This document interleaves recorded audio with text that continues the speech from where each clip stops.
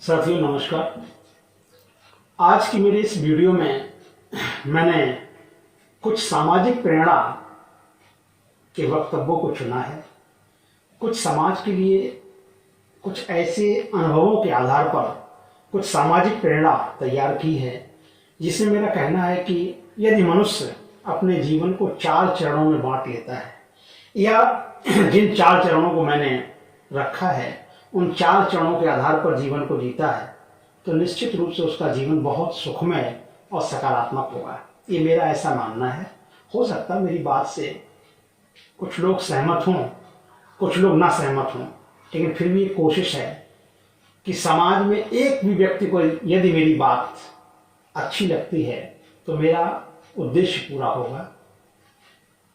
साथियों, मैंने अपनी बात में कहा है कि अब शेष जीवन को कैसे जिया जाए। जो भी शेष जीवन बचा है इसको हम कैसे जिए, तो इसके लिए मैंने 4 चरण बनाए हैं जीवन जीने के। पहला, मैं और मेरा शरीर। मेरा कहना है कि मैं और मेरा शरीर, इसमें 2 लोग जुड़े हुए हैं, 2 शब्द हैं। मैं से मेरा मतलब जो ये ऊर्जा है जिसे हम आत्मा कहते हैं, या इस शरीर को जो गतिशील करती है, जो एक स्थान से दूसरे स्थान तक ले जाती है, वो मैं, वो ऊर्जा, वह आत्मा। और मेरा शरीर, इन दोनों में आपसी तालमेल होना बहुत अनिवार्य है। अर्थात मैं शरीर का ख्याल रखूं और शरीर मैं का ख्याल रखे, जो ऊर्जा है। तो अब बात ये आती है कि दोनों के बीच में पूरा समर्पण हो, दोनों के बीच में ऐसा बॉन्ड हो कि दोनों के बीच में ऐसा समन्वय हो, ऐसा तालमेल हो कि एक दूसरे का ख्याल रख सके। यानी इंफ्रास्ट्रक्चर, शरीर से मेरा मतलब ये इंफ्रास्ट्रक्चर जो हमें मिला है, ईश्वर ने दिया है। 2 हाथ, 2 पैर, सर, आंखें, नाक, मुंह, कान, पेट, जो भी हमें शरीर के अंग ऑर्गन्स मिले हैं, जो शरीर का अंग है, इन तमाम ऊतकों के समूह और अंगों को हम ध्यान में रखें। ये मैं का काम है, उस ऊर्जा का काम है, और शरीर का काम है उस ऊर्जा के साथ तालमेल बना के जीवन को आगे जीना। मैं और मेरा शरीर, इसमें शरीर का उठना, जल्दी जागना, जल्दी सोना, प्राणायाम करना, व्यायाम करना, ये हल्के फुल्के सभी क्रियाएं आती हैं। सभी क्रियाएं आपकी मैं के साथ तालमेल करके आपको ये सभी क्रियाएं संपन्न करनी पड़ेंगी, ताकि मैं और मेरे शरीर का तालमेल और मैं और मेरे शरीर की यात्रा, जीवन रूपी यात्रा, बहुत सुखद हो। दूसरा मेरा है मैं और मेरा परिवार। मैं और मेरा परिवार, इसमें क्या है, आपने मेरी पहला चरण समझ में आया होगा। जीवन यात्रा का पहला चरण था मैं और मेरा शरीर। दूसरा चरण है मैं और मेरा परिवार। मैं और मेरा परिवार में क्या होता है, जो बालक अविवाहित हैं और जो विवाहित हैं, यहां पे दोनों के प्रसंग अलग अलग हैं, दोनों के संदर्भ अलग अलग हैं। अब मैं बात करूंगा जो विवाहित हैं उनकी। जो विवाहित हैं उनका मैं और मेरा परिवार आता है, उनके माता पिता, उनके अपने बच्चे और पत्नी। यानी इसमें 6 जन जोड़ लेते हैं हम।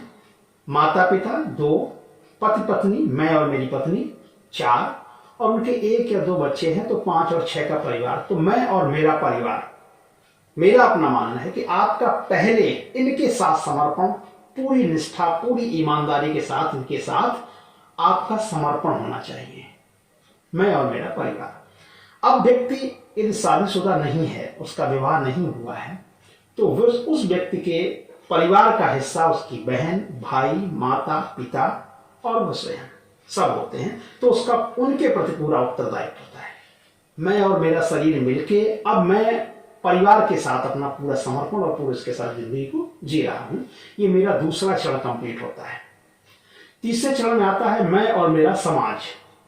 एक प्रश्न आपके दिमाग में आया होगा और मेरे ऊपर आप क्लेम भी कर सकते हो और ब्लेम भी कर सकते हो कि शादीशुदा मनुष्य, तो उसके भाई बहन उसके नहीं होंगे, हैं उसके भाई बहन, लेकिन उसके भाई बहन आते हैं तीसरे चरण में, मैं और मेरा समाज। यानी मैं और मेरा परिवार के उत्तरदायित्वों का निर्वहन करने के बाद, उनके साथ पूरे समर्पण के बाद मैं और मेरा परिवार आता है, मैं और मेरा समाज आता है।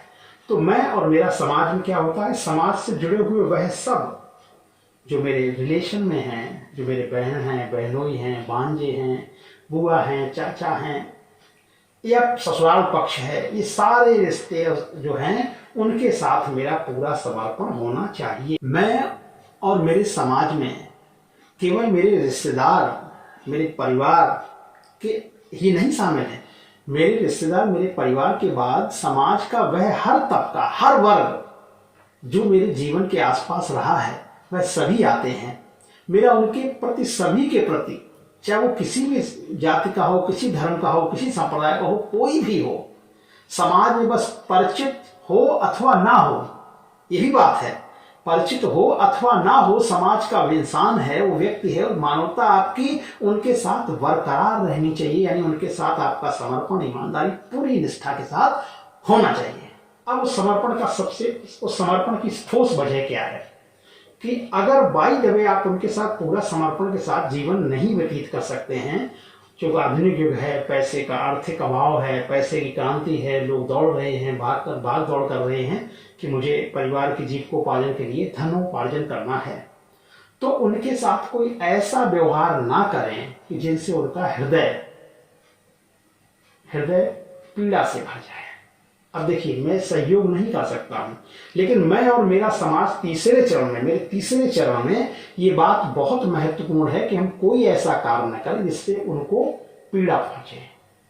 तो मैं और मेरा समाज, हमारा समाज के साथ पूरा समर्पण पूरी तरह से होना चाहिए। ये हो गया तीसरा चरण।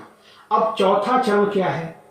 चौथा चरण में मैं और मुझसे जुड़ी हुई वह वस्तुएं जो सजीव हैं या निर्जीव हैं, लिविंग और नॉन लिविंग, ये मैं और मुझसे जुड़ी हुई जो लिविंग और नॉन लिविंग वस्तुएं हैं, वो सभी मेरे जीवन का हिस्सा बनती हैं। कैसे? जैसे उदाहरण के लिए, मैं जो वस्त्र पहने हूं, तो इन वस्त्रों के साथ मेरा पूरा डेडिकेशन होना चाहिए, पूरा समर्पण होना चाहिए इनकी सफाई पर। मेरे पास यदि साइकिल है, मोटरसाइकिल है, कार है, मेरे पास जो भी संसाधन हैं, उन संसाधनों, वो निर्जीव हैं, वो आपसे कुछ नहीं कहते हैं, लेकिन उनकी फीलिंग्स आपके साथ हैं, उनके भाव आपसे जुड़े हुए हैं। तो यदि आप उनको बहुत अच्छे से, उनको साफ सुथरा और उनकी एक लालन पालन बिल्कुल सजीव की तरह करते हैं, तो नो डाउट फिर आप कभी किसी मौके पे जरूर कह पाएंगे कि अरे मेरी मोटरसाइकिल भाई बहुत लकी है, कभी उसने धोखा, या मेरी साइकिल बहुत, या मेरी कार बहुत भाग्यशाली है, उसने कभी मुझे धोखा नहीं दिया। ये हम अपने जीवन में इस तरह की बातों का प्रयोग करते हैं, क्योंकि खराब भी हुई तो वो ऐसी जगह खराब हुई जहां मिस्त्री पास में था, या पंचर हुई तो पंचर ऐसी जगह हुई जहां पे मिस्त्री उसका पास में था।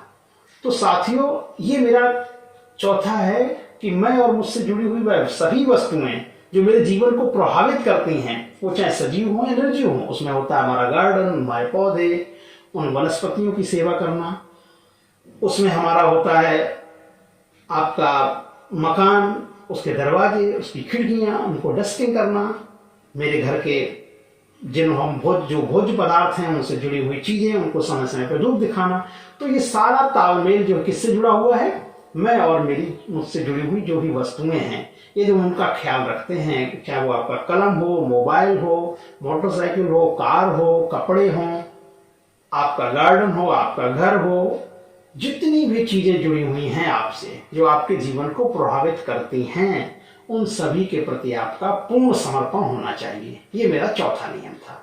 तो मैंने अपने जीवन यात्रा को 4 चरणों में जिया है, और मैं आशा करता हूं कि आप सभी लोग भी इन 4 चरणों को आत्मसात करें। बहुत बहुत आनंद आएगा, जीवन में कभी कोई कष्ट नहीं होगा, बहुत अनुकूल और बहुत सकारात्मक आपका जीवन होगा यदि हम इन 4 चरणों से अपनी जीवन यात्रा को गुजारते हैं।